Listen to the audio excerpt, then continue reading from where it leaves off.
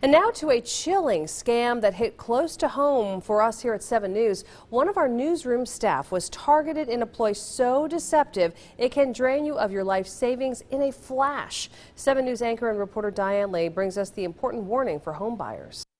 We're talking about one of the most damaging scams to date. Hackers targeting home buyers and making off with their down payments. Many have lost thousands, tens of thousands, even millions. The real estate scam so sophisticated, it's virtually impossible to detect. This is 7 News, live at 5. When Brittany Vollmer moved to the upstate to produce 7 News Live at 5 from behind the camera, she never imagined you guys will have about 30 seconds for a chat here. She would soon be on camera with one of the most alarming scam stories we have ever told. I've been a producer for 10 years and I know that it can happen, and I didn't see the red flags. No one did. Not her realtor's office, not her real estate attorney's firm. Vollmer and her fiancé had been searching for a house for 3 months when they finally found their dream home. We knew that this is where we wanted to be. We were so excited. We both just fell in love with the house. A week before closing, she got this email. It appears to be from the law firm of Nelson and Galbraith, who would be representing her in the purchase. She sent me over a form. It was on their letterhead. It had the amount, it had the address, it had my bank information, it had the letterhead, it had everything. So I thought it was real. But the email document was a scam, a near perfect recreation of the document with the actual wiring instructions that the law firm sends out. The real one that arrived one day after Vollmer reported the scam to the law firm has a warning not to wire transfer funds to unknown parties because of recent reports. They had everything down to the penny. They had the exact amount that I was supposed to be sending for a down payment on the house. $102,071.90. She followed the instructions and wired the full amount and then called the law office to make sure it had been received.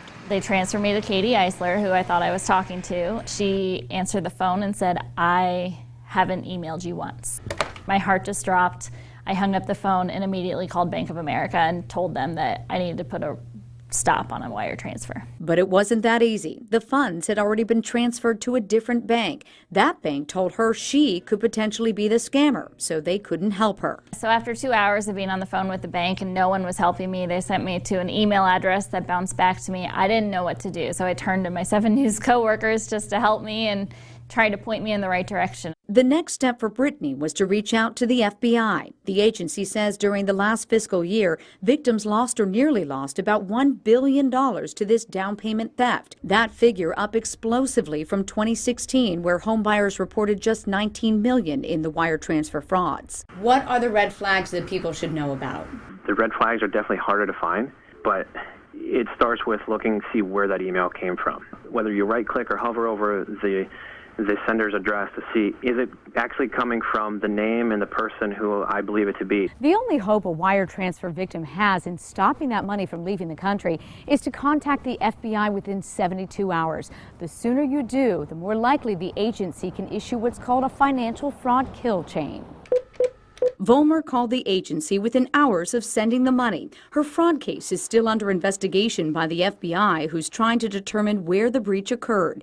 Neither her realtor, Keller Williams Greenville Central, nor the law firm of Nelson and Galbraith would agree to be interviewed for this story. But the National Association of Realtors says all aspects of the housing market have become big targets for this type of fraud. Is this problem getting worse? Yes, the wire fraud scams are happening. They're becoming more prevalent.